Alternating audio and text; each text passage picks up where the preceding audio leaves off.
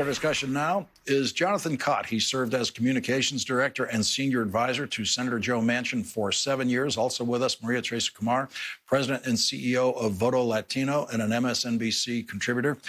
And Jonathan, in Stephanie's interview with the senator today, it sounded like on the Democrats' only bill, it's going to come down to just how big is it, how much money do the Democrats want to spend? Yeah, I think Joe Manchin has always said he's in favor of fixing the problems that this country faces, and he wants to do things in a bipartisan way because he thinks it's better for the country.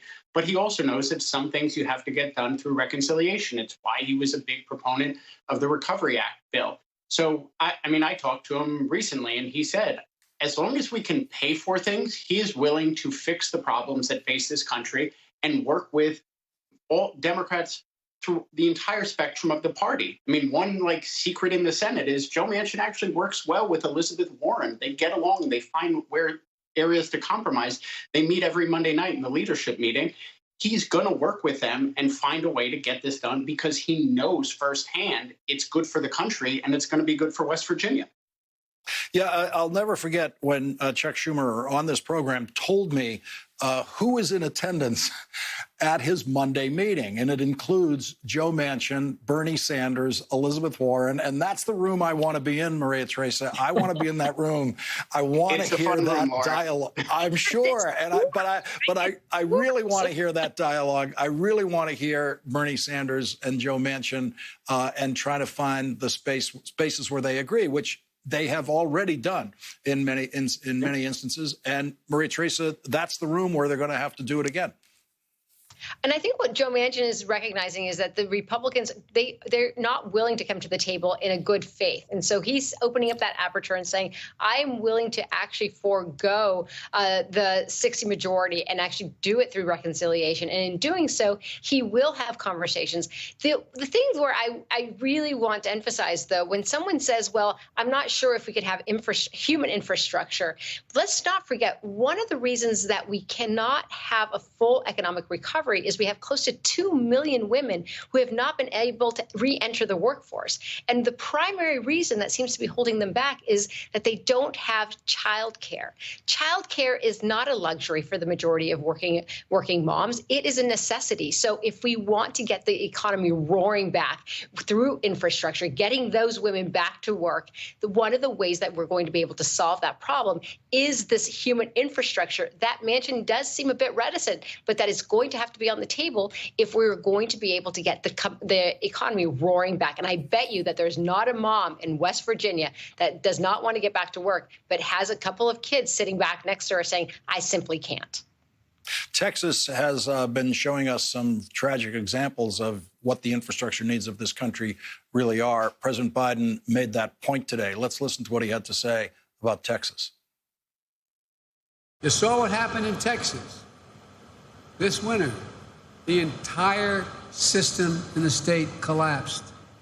The entire system. That's why we have to act.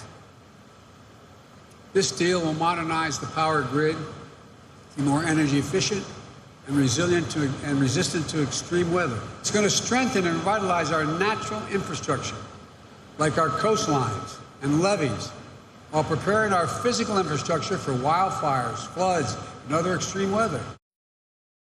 Jonathan, some of the things that the president was talking about there are some of the priorities of the Progressive Caucus.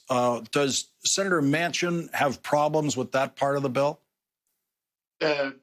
Grid resilience? No, he's always told me he knows we have to protect our grid system. He remembers that, during the extreme cold weathers and the extreme heat that the power grid almost failed. He told me all the time, he goes, you want to build a wind turbine or a solar panel?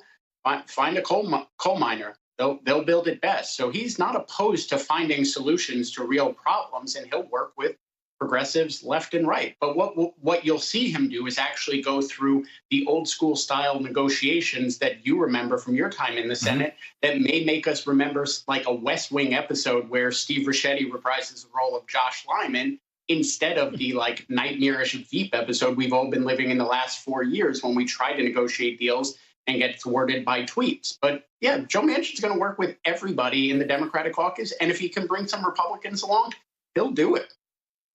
Well, I have to say, I know Steve Ricchetti and I know Josh Lyman, and I can tell the world Josh Lyman is no Steve Ricchetti. Okay, You're correct. Steve Ricchetti's the real thing.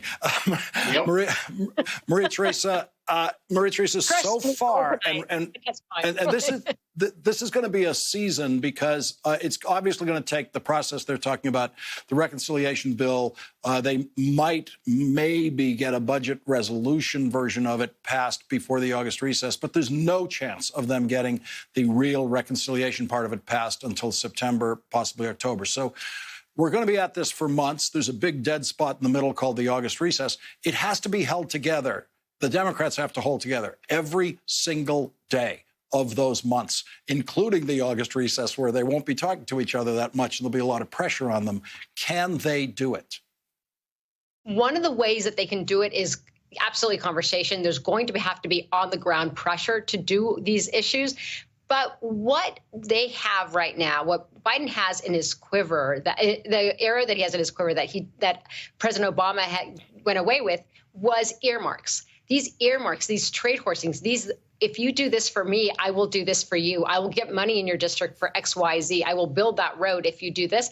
That is where the magic happens, behind closed doors. I used to be on the Appropriations Committee as a staffer early on, and folks don't realize that at the dead of night, a lot of things become very attractive if you're promising, at the end of the day, money back into the district where people can get back to work.